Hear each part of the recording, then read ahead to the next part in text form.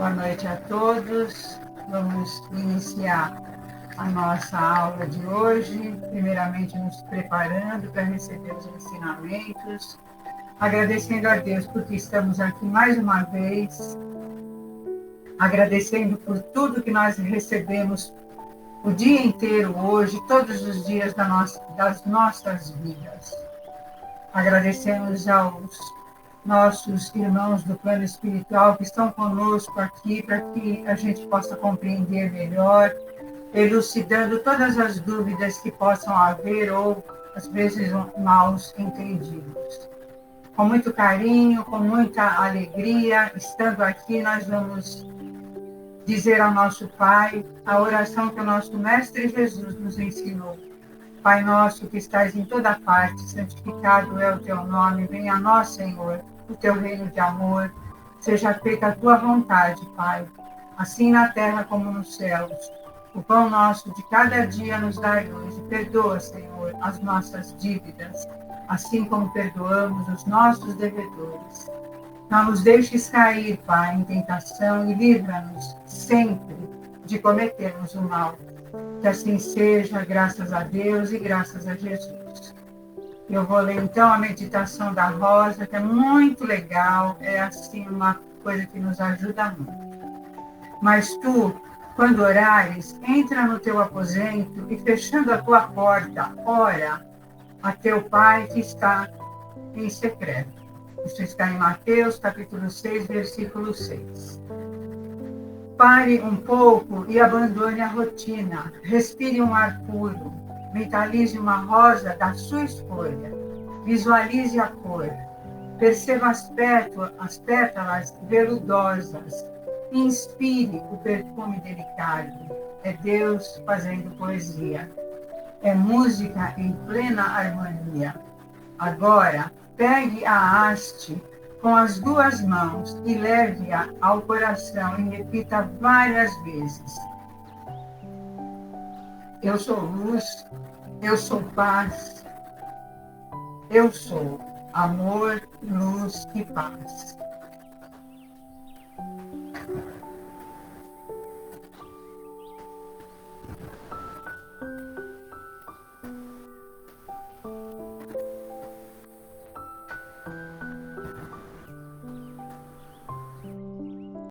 Que linda!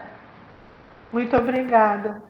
Viu? É da irmã de Fo, tá no livro Receitas para a Alma. Sim, Irmãs do Fogo. Receitas para a alma. Vamos ver onde nós paramos? Opa! Nós vamos iniciar a Gênese orgânica. Certo? Certo. Capítulo 10. Quase na metade do livro. Mas tudo bem, devagar a gente chega lá. Esse é um dos. Todos eles são importantes, mas eles dizem que esse é um dos mais importantes, né? Exatamente. Sei lá, né? A segunda parte, que começa no capítulo 17, ele vai explicar sobre as predições do Evangelho. E o capítulo 11 é teoria da presciência. Ai, perdão. Vamos lá? Capítulo 10, Gênese orgânica. Então, nesse capítulo, nós vamos ler sobre a formação primeira dos seres vivos, princípio vital, geração espontânea, escala dos seres orgânicos e o homem corpóreo. Toma nota da editora. A palavra corpóreo não faz parte do original francês, que serviu de base para esta tradução. Consta, porém, no sumário da obra e adiante no subtítulo que trata dos itens 26 a 30 deste capítulo, razão pela qual a inserimos neste livro. Então, eu devo falar informação, não sei como é que está aí com vocês, se está escrito homem corpóreo. Uhum. Vamos lá. Formação primeira dos seres vivos. Item 1. Houve um tempo em que não existiam animais. Logo, eles tiveram começo. Cada espécie foi aparecendo à medida que o lobo adquiria as condições à sua existência. Isso é positivo. Como se formaram os primeiros indivíduos de cada espécie, compreende-se que, existindo um primeiro casal, os indivíduos se tenham multiplicado. Mas de onde saiu esse casal? É um desses mistérios que dizem respeito ao princípio das coisas e sobre os quais apenas se podem formular hipóteses. Interessante isso aqui, né? Se a ciência ainda não é capaz de resolver completamente o problema, pode, ao menos, encaminhá-lo para a solução. Nós estamos vendo a gênese orgânica, que é a gênese científica, tá? E dois.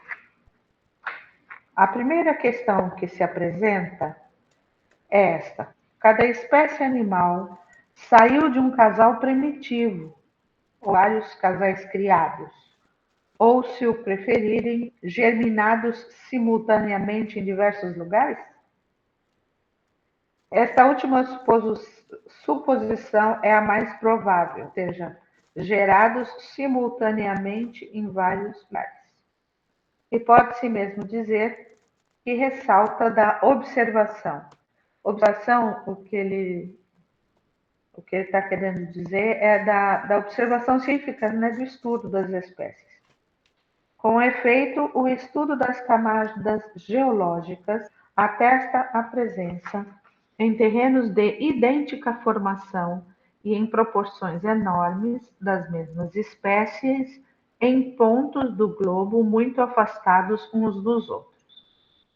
Essa multiplicação tão generalizada e de modo contemporânea teria sido impossível com um único tipo primitivo.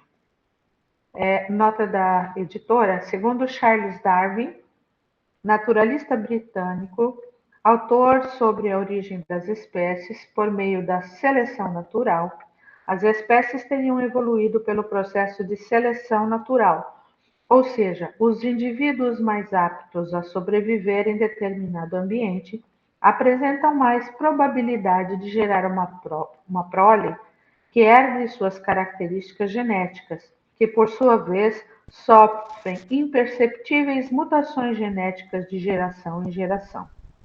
Ao longo dos séculos, o acúmulo de pequenas mutações genéticas acaba resultando em grandes modificações e aperfeiçoamentos se compararmos com a primeira geração daquela espécie, podendo surgir até uma nova espécie ou novas espécies bem diversas da primeira. A teoria mais aceita atualmente é, então, a de que todas as espécies do planeta estão de alguma forma interligadas, das mais simples às mais complexas. Aqui, nessa nota, ele deu uma definição simplificada e muito clara do que é a teoria geral de Darwin, tá? É uma teoria científica amplamente aceita no marxismo, a parte científica, a teoria de Darwin. Vamos, onde é que eu estava, que eu parei, já não lembro mais. Ah, tá. Continuando lá no item 2. Por outro lado, a vida de um indivíduo, sobretudo de um indivíduo nascente, está sujeita a tantas dificuldades e vicissitudes que toda uma criação poderia ficar comprometida sem a pluralidade dos tipos, o que implicaria uma imprevidência inadmissível por parte do Criador Supremo. O que ele diz é que os, os, os bebês de todas as espécies passam por tantas dificuldades e eles são tão passivos de se perderem, né? De se verem, que se não fosse criado simultaneamente em vários locais as mesmas espécies, o criador corria o risco daquela espécie não sobreviver. E daí seria uma falta de habilidade mesmo do criador, né? É isso que ele está falando. Eu achei muito legal. Ele criou uma pluralidade de tipos das espécies animais, vegetais e tudo, E os rebentos são fáceis de morrer, então é mais fácil você ter bastante. Aliás, se num ponto um tipo pôde formar-se, em muitos outros pontos ele se poderia formar igualmente, por efeito da mesma causa. Tudo, pois, concorre para provar que houve criação simultânea e múltipla dos primeiros casais de cada espécie animal e vegetal. Ok?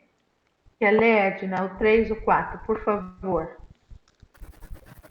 A formação dos primeiros seres vivos pode se deduzir por analogia da mesma lei segundo a qual os corpos inorgânicos foram formados e ainda são formados todos os dias. À medida que aprofundamos o conhecimento das leis da natureza, percebem-se os meios que, à primeira vista, tão complicados, simplificarem-se e se confundirem na grande lei de unidade que preside a toda a obra da criação. Ela será melhor compreendida quando houvermos tomado conhecimento da formação dos corpos inorgânicos, de que ela é o primeiro grau. Ainda a gente não tem conhecimento para estar percebendo toda esses milhões de coisas, né? Essa pluralidade que existe na formação de tudo, absolutamente tudo, porque aqui é a formação de tudo, né?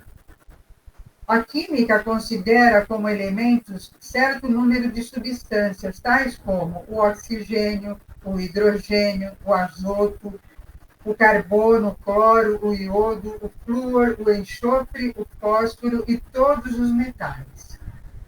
Mediante sua combinação, formam os corpos compostos, os óxidos, os álcalis, os sais e as inumeráveis variedades que resultam da combinação destes. A combinação de dois corpos para formar um terceiro exige o concurso particular de circunstâncias, seja um grau determinado de calor, de secura ou de umidade, seja o movimento ou o repouso, seja uma corrente elétrica e etc. Se tais condições não existirem, a combinação não se realiza. É bem interessante, né? É muito, muito interessante. Continua?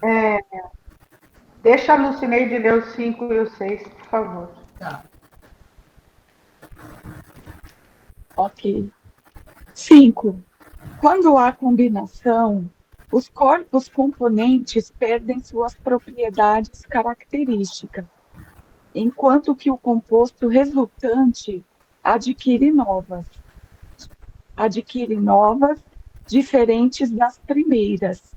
É assim, por exemplo, que o hidrogênio e o oxigênio, que são gases invisíveis, combinando-se quimicamente, formam a água, que é líquida, sólida ou gasosa, conforme a temperatura. Na água, não há mais propriamente dito hidrogênio e oxigênio, mas uma nova substância. Decompondo-se a água, os dois gases tornam-se livres, readquirindo suas propriedades, e não haverá mais água. A mesma quantidade de água pode ser alternadamente decomposta e recomposta infinitas vezes. Na simples mistura, não há produção de um novo corpo, e os princípios misturados conservam suas propriedades intrínsecas, que são simplesmente minoradas, como no caso do vinho misturado à água. É assim que uma mistura de 21 partes de oxigênio e de 79 partes de azoto formam o ar respirável, da mesma forma que 5 partes de oxigênio e 2 de azoto produzem o ácido nítrico. Simples assim. A composição e a decomposição dos corpos ocorrem por causa do grau de afinidade. tem uma nota de rodapé aqui, Mari. O grau de afinidade que existe entre os dois princípios elementares. A formação da água, por exemplo, resulta da afinidade recíproca do oxigênio e do hidrogênio. Mas se colocarmos em contato com a água um elemento que tenha maior afinidade com o oxigênio que o hidrogênio, a água se decompõe. O oxigênio é absorvido, liberando o hidrogênio e não há mais água. A química orgânica é muito interessante. A química orgânica é muito interessante. Você imagina dois gases invisíveis, se combinam e formam água. Interessantíssimo. Bom, daí você pega um gás com outro elemento sólido, vai formar uma outra substância. E quando elas são decompostas, voltam à substância anterior. Nossa, a minha câmera está falhando, ela vai e volta, é a internet. Eu vou ler o 7 e o 8, tá?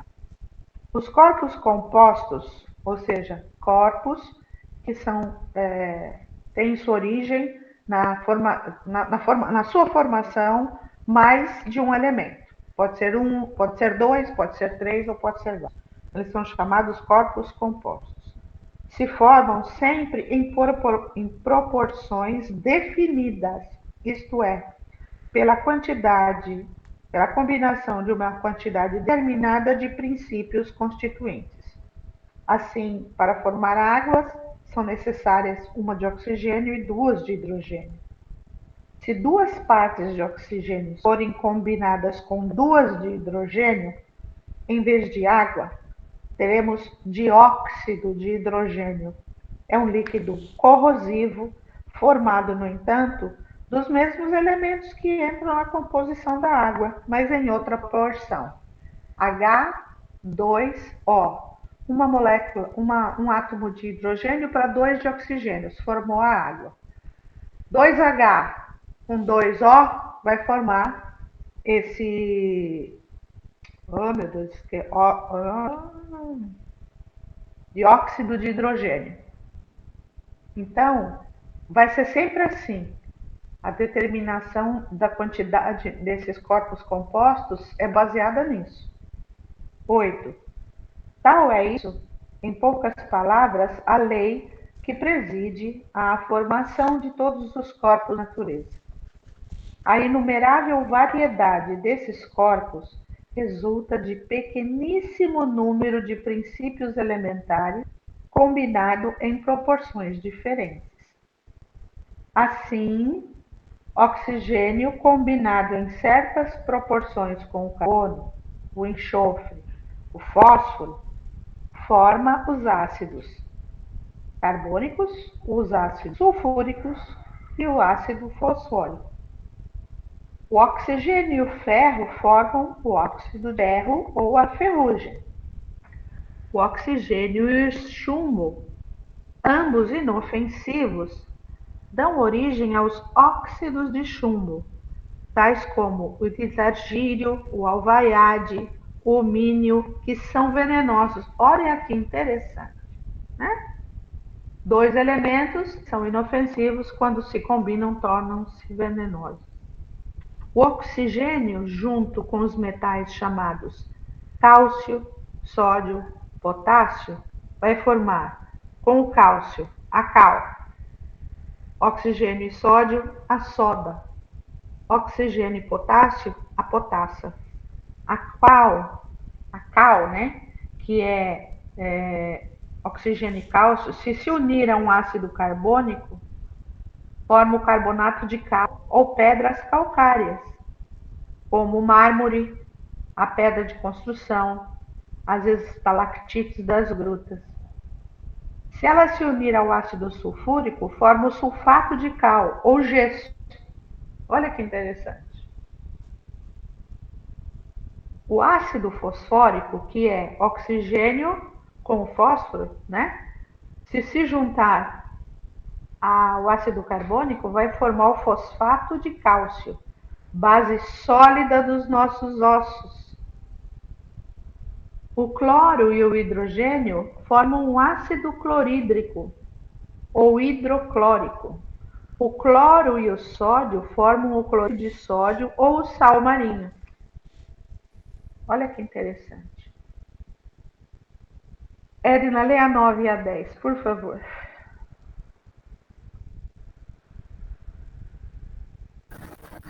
Acredite, no meu está escrito 94, mas tudo bem. Depois vem 10, é um erro aqui. Todas essas combinações e milhares de outras se obtêm artificialmente em pequena escala nos laboratórios de química. Elas se operam espontaneamente em grande escala, no grande laboratório da natureza. A Terra, em sua origem, não continha tais matérias combinadas, mas unicamente seus princípios constitutivos, volatizados. Quer dizer, eles estavam como se fosse o ar, né? Como se fossem gases, né? Quando as terras... Eles estavam dispersos na natureza. Quando as terras calcárias e outras, tornadas por fim pedregosos, foram depositadas em sua superfície, elas não existiam como produtos acabados, mas no ar se encontravam, no estado gasoso, todas as substâncias primitivas. Tais substâncias precipitadas por efeito do resfriamento sob o império de circunstâncias favoráveis, se combinaram segundo o grau de sua afinidade molecular. É então que se formam as diferentes variedades de carbonatos e de sulfatos e etc. A princípio dissolvidos nas águas e depois depositados na superfície do solo. Isso quer dizer que é muito importante que porque houve a era onde a Terra estava todinha resfriada, depois é que ela vai se modificando, né? E isso é nessa época que vai se formando essas substâncias aqui. Estou certa?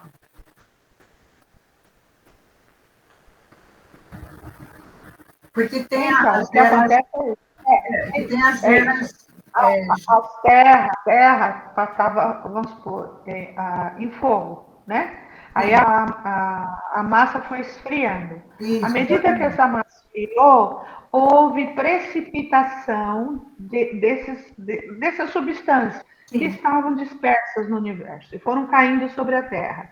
Caíram na terra, caíram na água e assim se foram combinando e formando todos esses elementos.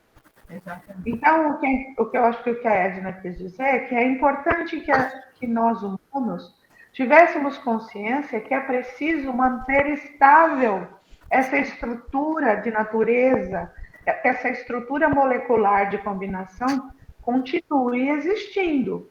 Sim. Certo? Porque até então não se criou novos produtos originais, novos elementos originais.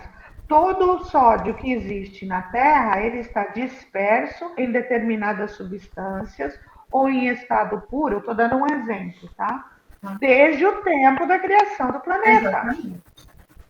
Não se cria como o Criador está criando espíritos, né? Esses elementos, essas substâncias, eles estão no nosso planeta desde a sua formação.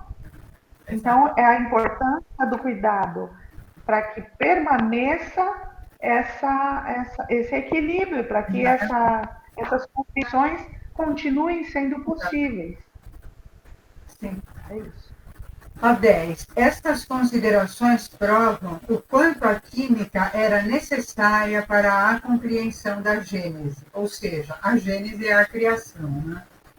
Antes do conhecimento das leis de afinidade molecular, era impossível compreender a formação da Terra.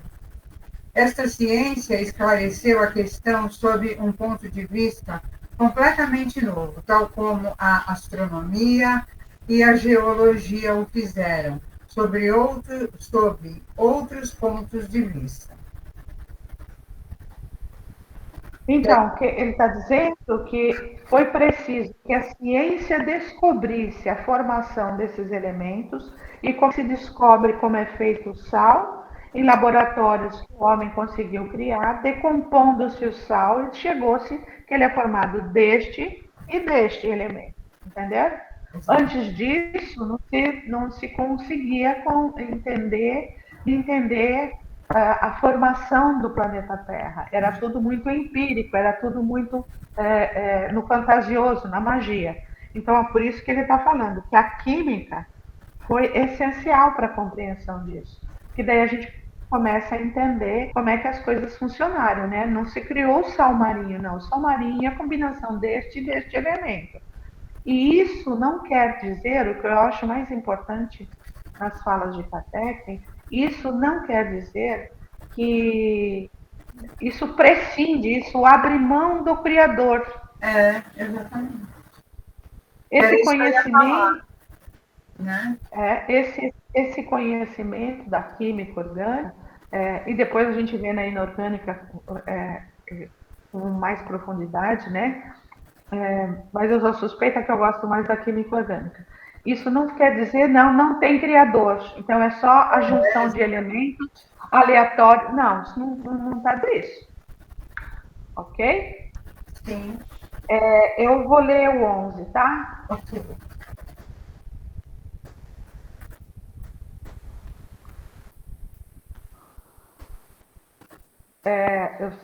A minha câmera vai ficar piscando porque não sei o que está acontecendo, tá? Mas tudo bem. Vou ler o 11.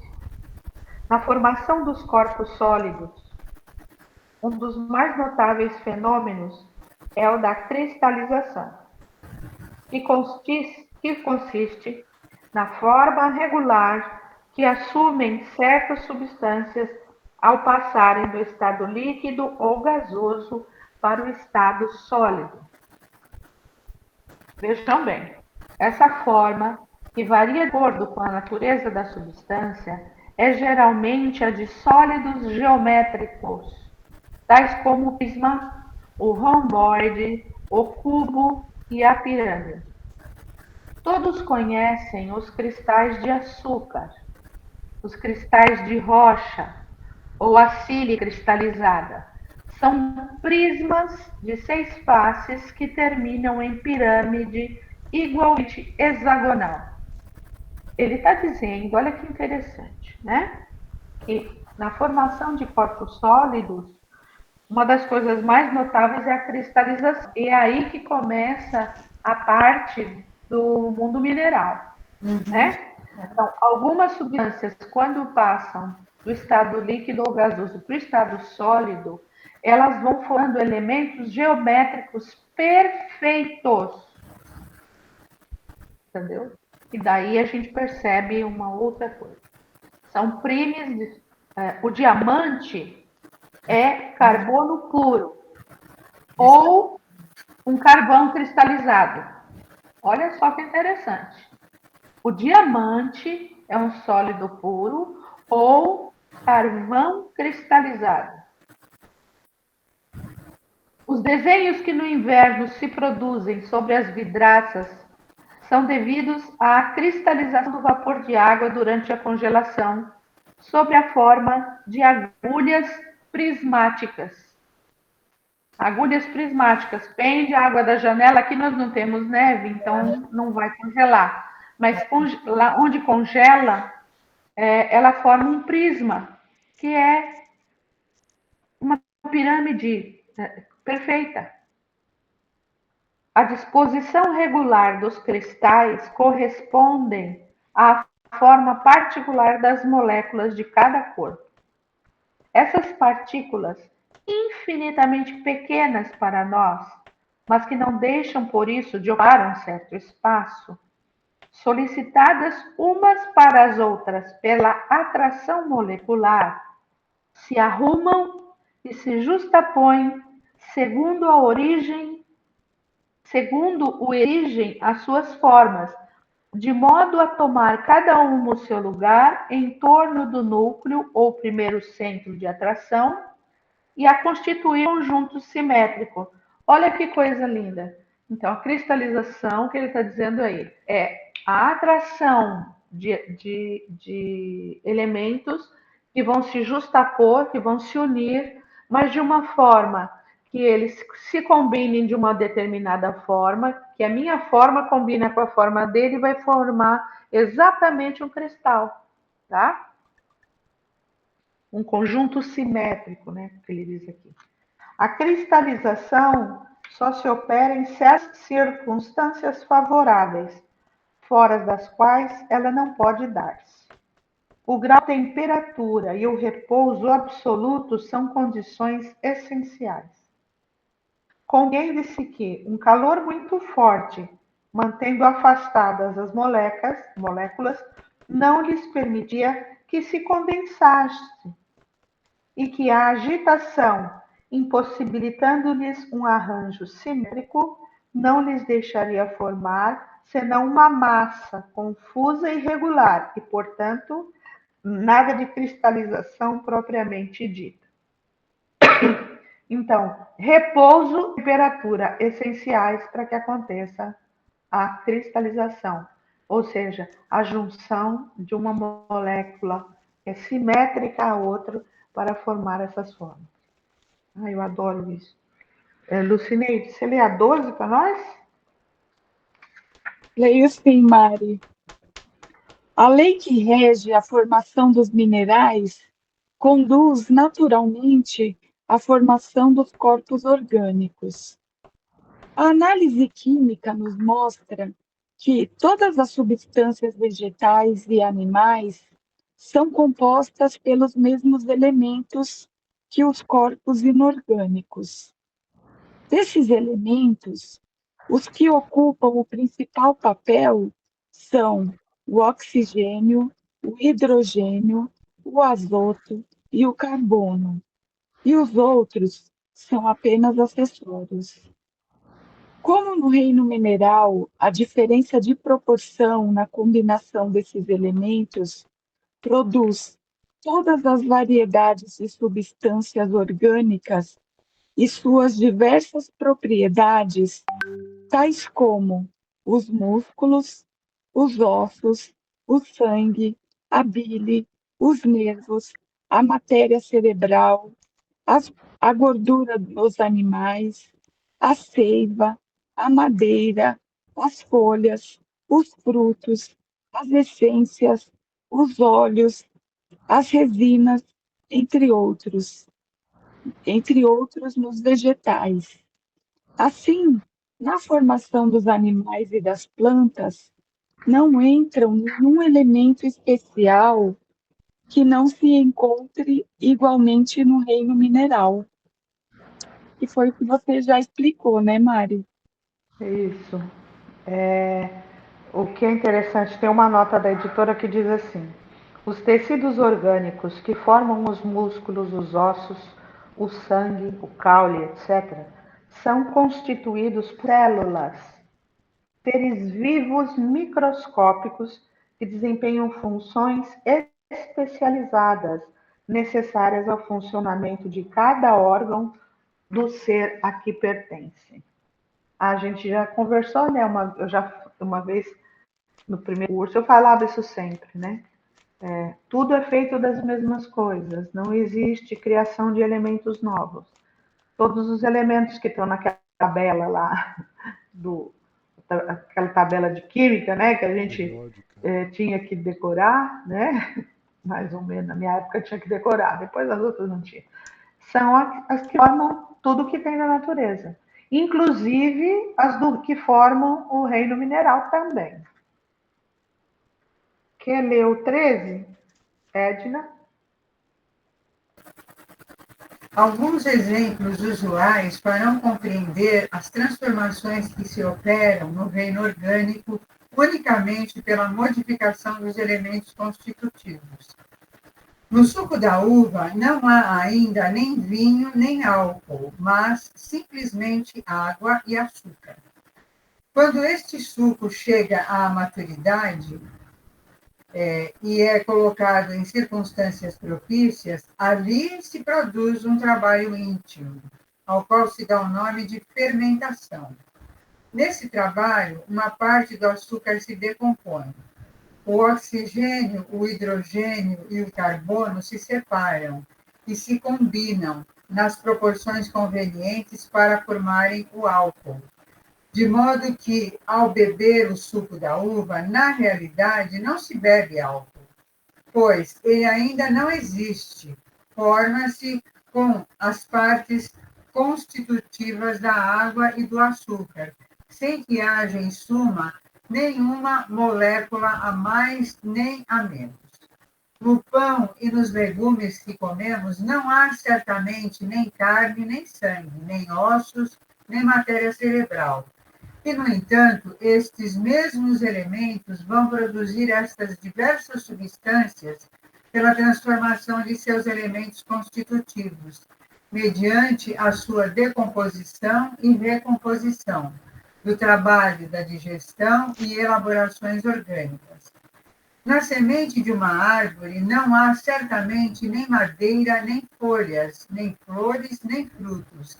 E é um erro supor que a árvore inteira, sob forma microscópica, se encontra na semente. Quase não há sequer a quantidade de oxigênio, de hidrogênio e de carbono necessária para formar uma só folha de árvore. A semente encerra um germe que brota quando encontra as condições favoráveis. Esse germe cresce à custa dos sucos que extrai da terra e dos gases que aspira do ar. Tais sucos, que não são madeira, nem folhas, nem flores, nem frutos, infiltrando-se na planta, formam sua seiva, tal como os alimentos nos animais formam o sangue. Essa seiva, conduzida pela circulação a todas as partes do vegetal, seguindo os órgãos onde vai ter e onde recebe uma elaboração especial, se transforma em madeira, em folhas, frutos, e, no entanto, são sempre os mesmos elementos: o oxigênio, hidrogênio, azoto e carbono, diversamente combinados. Então, não tem nada de criação, é só combinação. Não aparece nada novo. É tudo uma questão de combinação e de tempo para a fermentação. Né? Leia o 14. Pode ler o 14. As diferentes combinações dos elementos para a formação das substâncias minerais, vegetais,